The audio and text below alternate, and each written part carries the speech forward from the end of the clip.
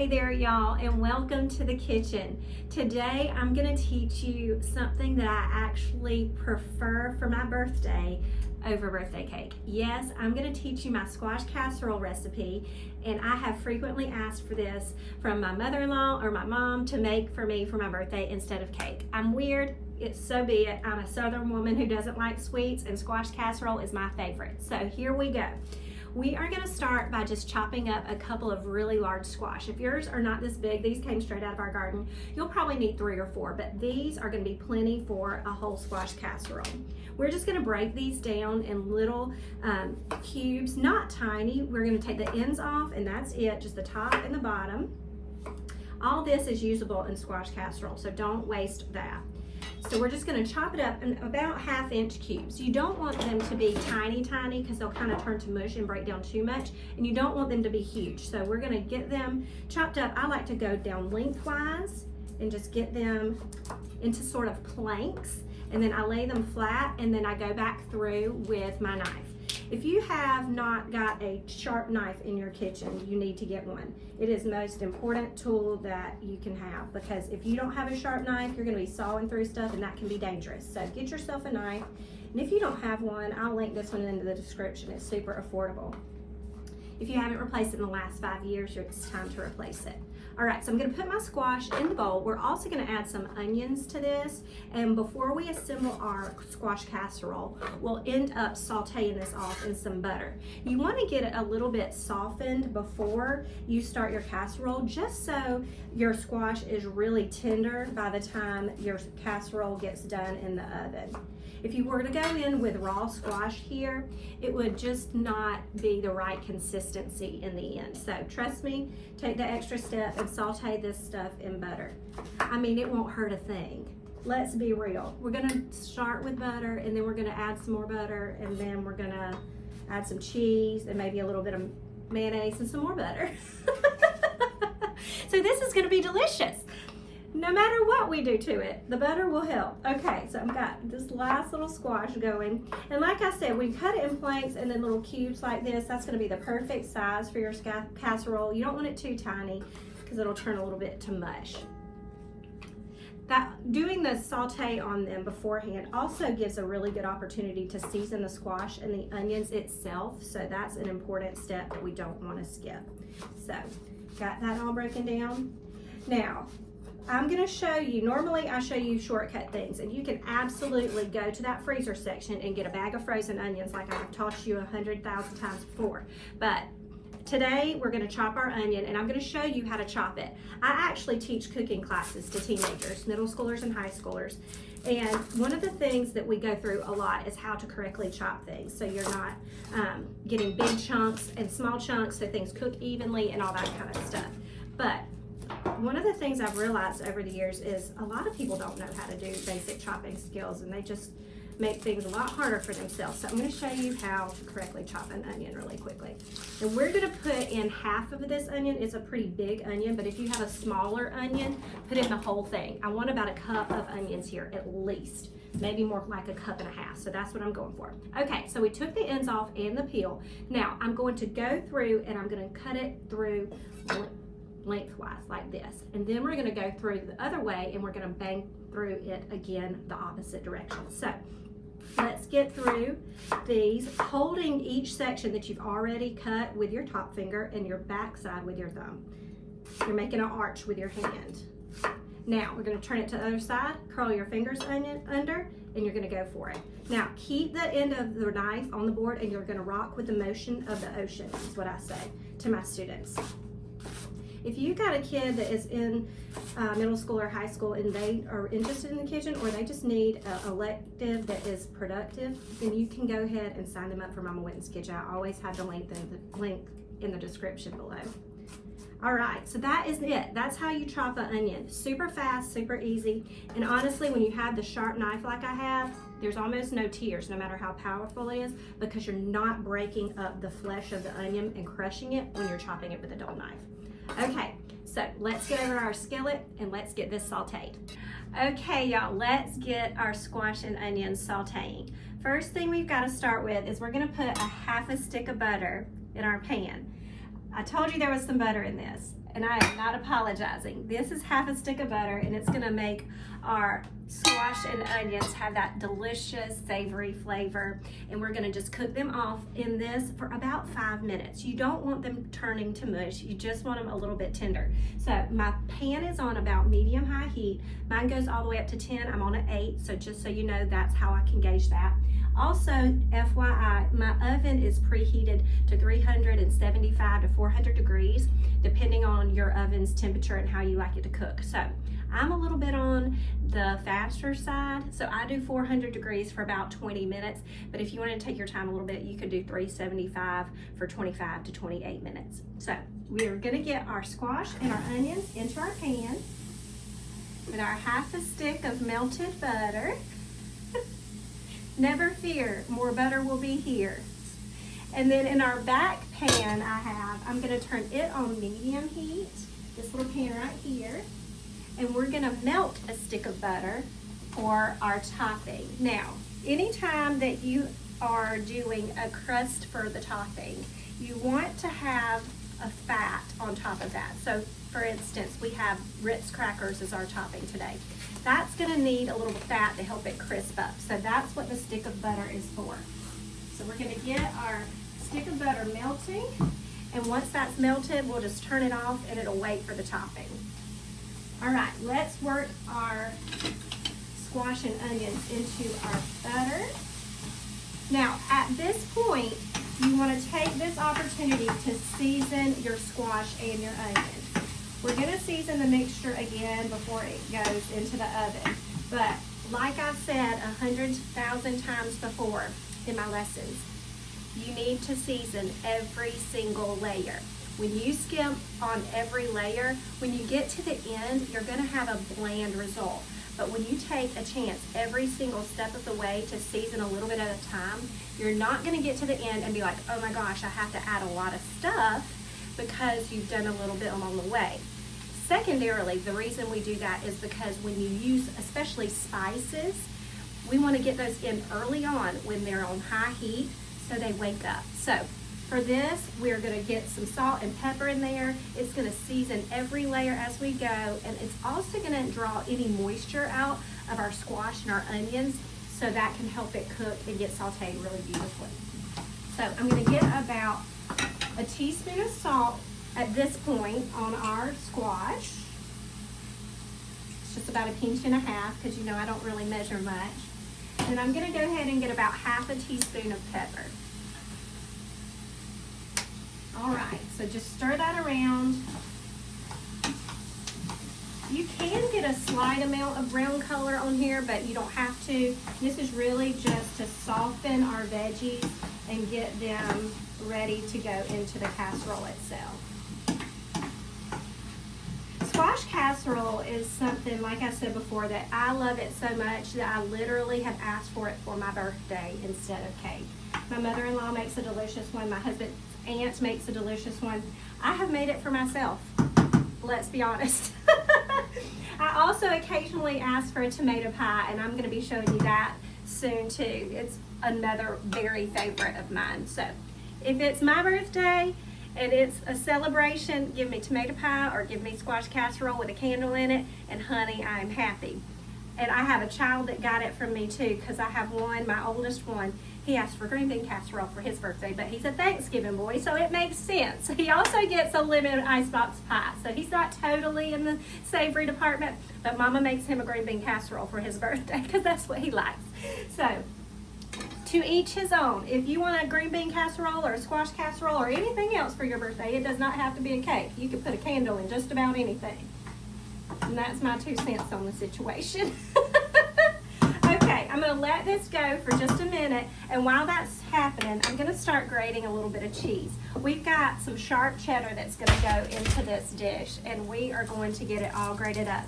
We use sharp cheddar in our squash casserole. You can use whatever you have on hand. If you've got a blend that you keep with like Colby Jack and all that kind of stuff, you don't have to go out and buy a new batch of cheese if you've got a bag or whatever.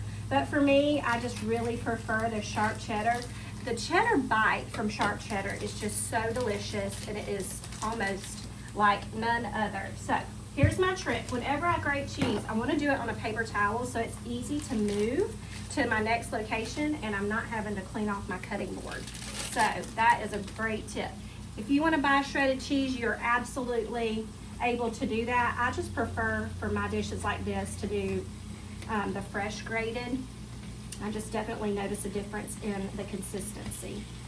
I also do fresh grated for my macaroni and cheese and my pimento cheese. So FYI, that's just the way I do things.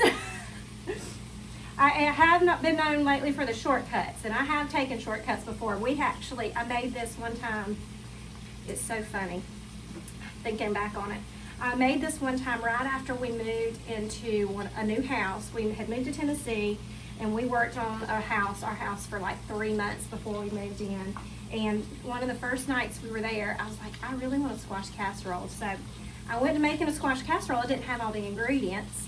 And I was like, well, we're going to wing this. And sure enough, all we had on hand, because we had just moved, was some American cheese and some Cheez-Its.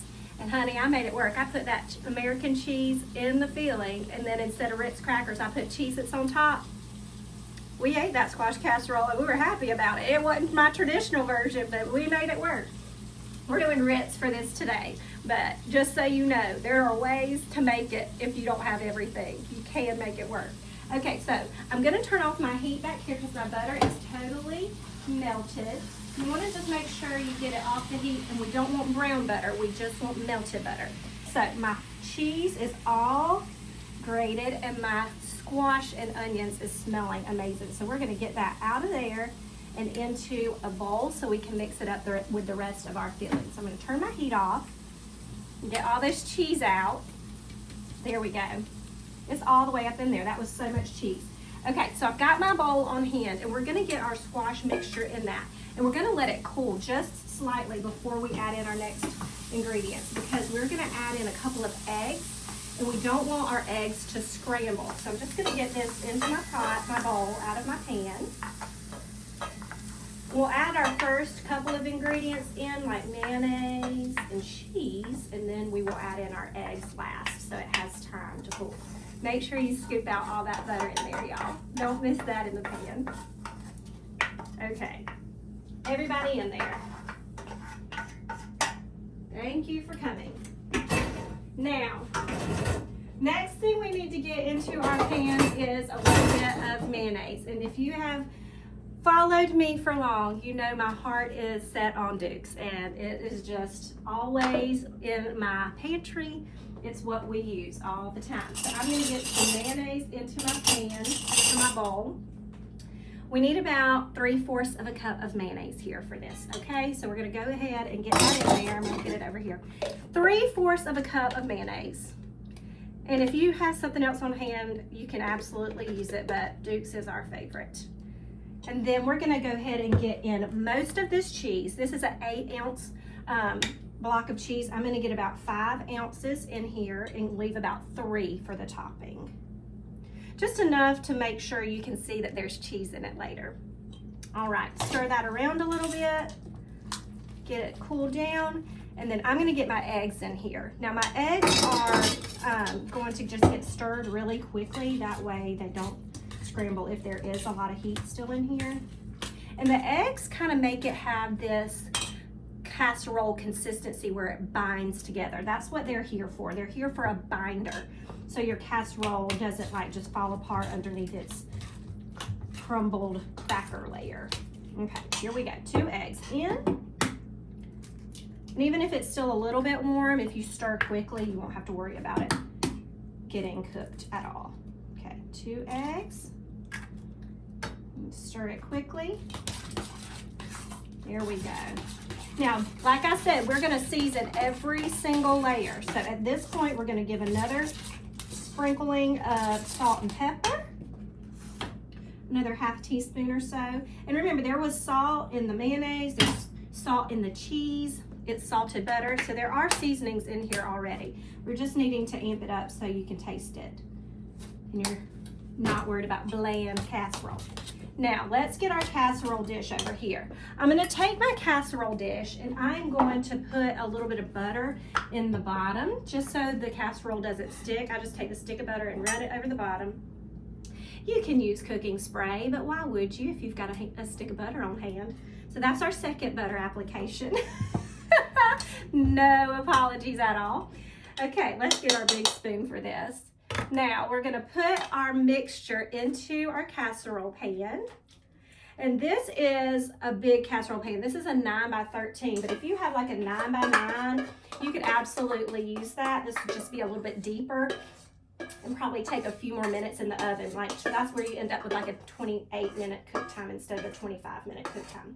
But this version is a little bit more shallow because of the pan being that size, and it's gonna cook up a little bit quicker. And obviously my heat is on 400 degrees, but you can do 375 at your house if you're good and patient. Okay, so the next thing I need to do is get my crackers crumbled. And I like to crumble them right in the sleeve. I take them and I go, almost like an exercise. I push them together like that, give them a little bit zhuzh like this, and you're in business. And get my end opened. And we're just gonna sprinkle these all over the top. I'm gonna put a little bit of this layer on, add a little of the cheese, and then finish with some more of the crackers. So we're gonna get a little light layer on here. And you can put the cheese under. This is just the way I do it and always have. Get some cheese. And again, this is just to let you know that there's cheese in here. Most of the cheese has already come to the party. Everybody in there. See how helpful that little paper towel move is? My counter's clean. I didn't dirty a plate, didn't dirty a cutting board, and it came right to my casserole easily. All right, the rest of my crackers.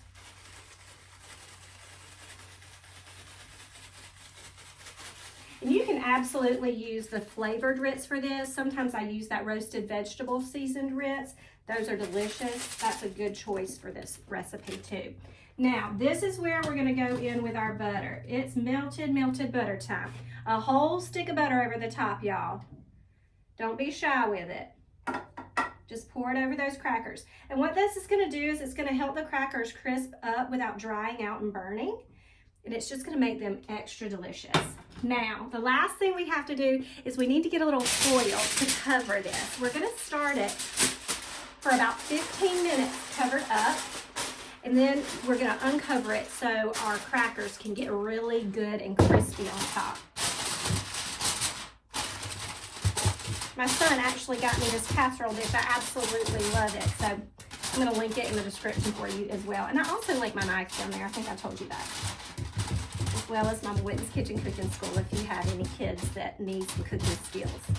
I love to teach them practical cooking skills. We don't teach recipes. I teach them how to grocery shop, pantry stock, fridge stock, break down meats so you can make the most out of your budget, all kind of things, and practical cooking skills so they can walk in the kitchen and know what they're doing.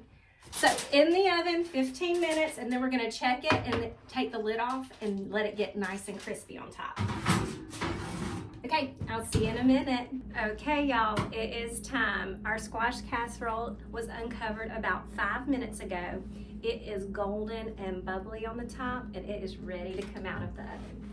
So let's look at this. Oh my goodness, y'all. How delicious does that look? Look at that top. It is so hot and bubbly. We're gonna need to let that cool for a minute, but I'm going to sneak a taste. I know how to do that. It's gonna be 5,000 degrees. If you want to join Mama Whitten's Kitchen with your teenager, I'm gonna put the link below. Like I said, we do classes once a week. They're live, they get to interact with me, and it's so much fun, but I also record them so they can watch them on their own time. There's another 130 lessons plus in there that they could take on their own time if you wanted to. Anyway, all of this yummy deliciousness can be on your table tonight. Just make sure you put all the butter in there, y'all. I'm going in for a bite. This is always the part that takes so long because I don't want to burn my mouth off. Okay, here we go. My favorite thing to do with squash in the summer.